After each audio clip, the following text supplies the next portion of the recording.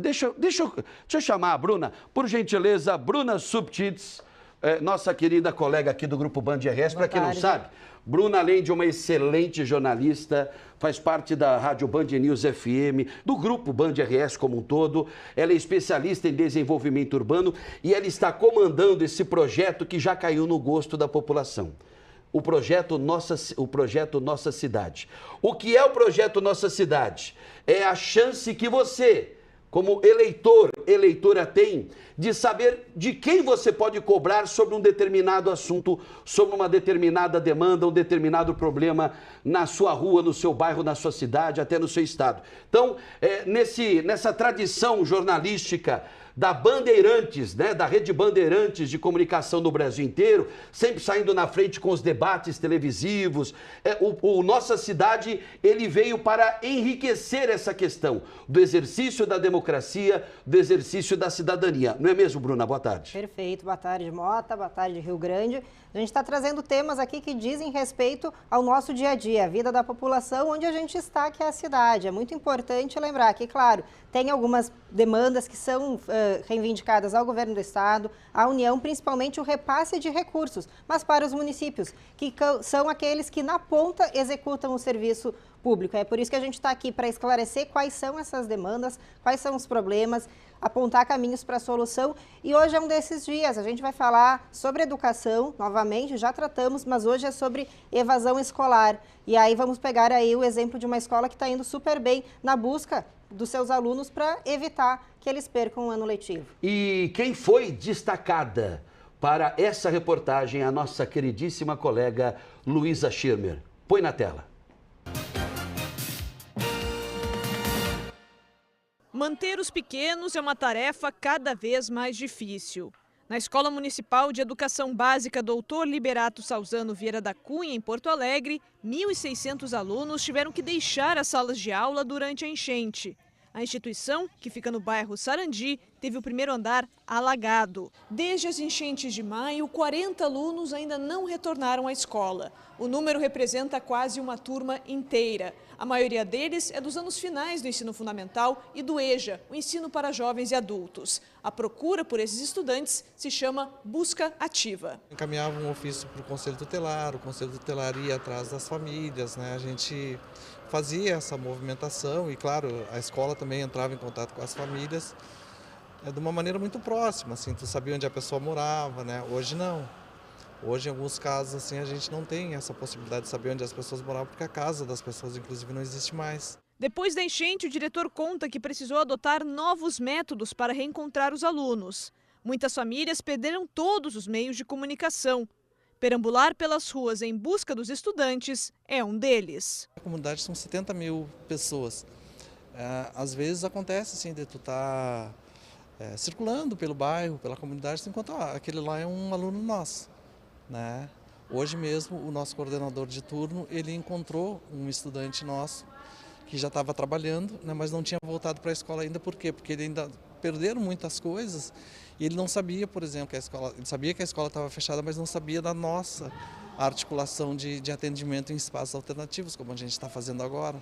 A gente está atendendo uns alunos, uma parte dos alunos a gente atende na igreja, né, São José do bairro Sarandi, outra parte a gente está atendendo no clube comercial. De acordo com dados de 2022 do Instituto Áquila, a taxa de abandono nos anos finais do ensino fundamental na capital gaúcha é de 2,5%. O número está acima da média do estado, de 1,4%, mas mesmo assim é considerado baixo. Já a distorção idade-série, que mede a proporção de alunos com uma diferença de pelo menos 2 anos entre a sua idade e a idade prevista para a série, é um dos índices que mais preocupa. Em Porto Alegre, essa é a situação de 21,20% dos estudantes matriculados no ensino fundamental. A sequência de emergências e catástrofes é um dos fatores que explica isso. A pandemia teve um impacto muito grande, né? E aí você tem outra catástrofe num período de tempo curto, né? Então, os sistemas educacionais, eles estão se reestabelecendo, né? E agora, realmente, é com isso. Você tem fluxo de pessoas no território, gente que mudou de cidade, escolas que não estão reabertas. essa chamada geração da pandemia e depois no pós-pandemia a questão aí das enchentes, principalmente a tragédia climática, a histórica tragédia climática do mês de maio. Isso vem prejudicando, vem comprometendo uma geração inteira? Vem sim, a gente vai sentir os efeitos disso um pouco mais adiante, né? Porque a pandemia parece que faz tempo, né? Mas 2020, a gente está falando de 4 anos. E uma geração educacional é de 10 a 15 anos. Então, a gente vai sentir o impacto disso bem mais para frente. Os alunos que tiveram aula na pandemia, que já saíram do ensino médio, eles já tinham a base, aquele começo de formação estruturado no pré-pandemia em sala de aula. Agora, os alunos da pandemia mesmo, eles estão ainda no seu espaço escolar, então a gente vai ainda sentir esse impacto. Agora, a enchente. É interessante o exemplo ali que o professor trouxe do colégio ali da Zona Norte, do bairro Sarandi, porque o aluno ele já estava trabalhando, mas não sabia que a escola estava atendendo em outros espaços. Essa informação não tinha chegado até ele, isso preocupa. Bom que um coordenador encontrou o aluno na rua e pôde repassar isso. Mas veja só, ele estava trabalhando. É importante também que as crianças e as famílias, os pais, entendam e orientem os seus filhos, que é preciso concluir pelo menos o ensino médio, porque antigamente se tinha essa ideia de que fazendo o ensino fundamental, sabendo ler e escrever, grau, né? Exato, se conseguiria um emprego. Hoje a maioria dos empregos, inclusive de serviços gerais, já estão exigindo pelo menos o ensino médio. Por isso que é tão importante concluir essa educação, essa formação que é chamada de básica. É básica porque é isso, precisa disso para ter algum encaminhamento na vida. E eu vou pedir licença, Mota, voltar para o assunto do início do programa, o principal assunto aí que a gente tem falado nos últimos dias, do caso da menina Caroline. Se ela estava tendo problema em casa, eventualmente faltando aula, é importante que a escola tenha atenção para essa situação. Se um aluno está faltando, por que ele está faltando? A busca ativa é importante para retornar aquele aluno até a escola, mas também para identificar a causa da ausência. Se ele está faltando com muita frequência, é porque tem algum problema de saúde, tem algum problema de agressão em casa, está sofrendo maus tratos ou negligência, a escola pode identificar. É um papel muito importante esse da busca ativa que se faz aí nas escolas aqui de Porto Alegre. E olha, a Bruna Subtits lembrou bem a questão da Caroline, né?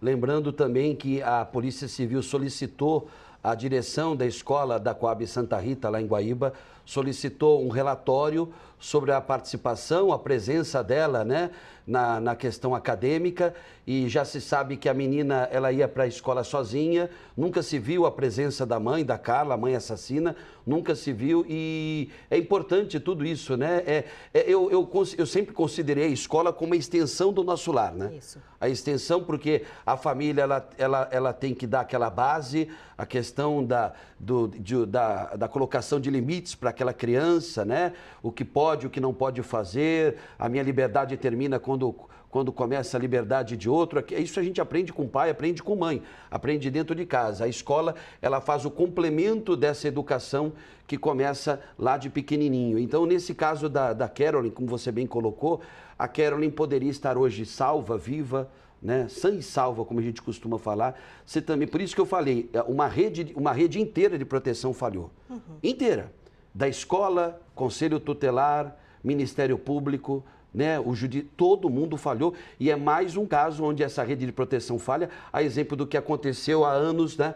Lá em Três Passos, quando o menino Bernardo foi assassinado pela madrasta, pela colega da madrasta, né, que também era da área da saúde, o irmão dela, e principalmente pelo próprio pai, um médico altamente conceituado na região. Então, é muito triste a gente ver esses crimes se repetindo, são histórias que se repetem. Deixa eu agradecer a Bruna Subtits. Quando que você volta? Volto ainda essa semana aí com mais um quadro Nossa Cidade. Perfeito, então. Bruna Subtits, né, jornalista da Rádio Band News FM, também do Jornal do Comércio, é especialista em desenvolvimento urbano, comandando esse projeto super bacana aqui do Grupo Band RS, o projeto Nossa Cidade.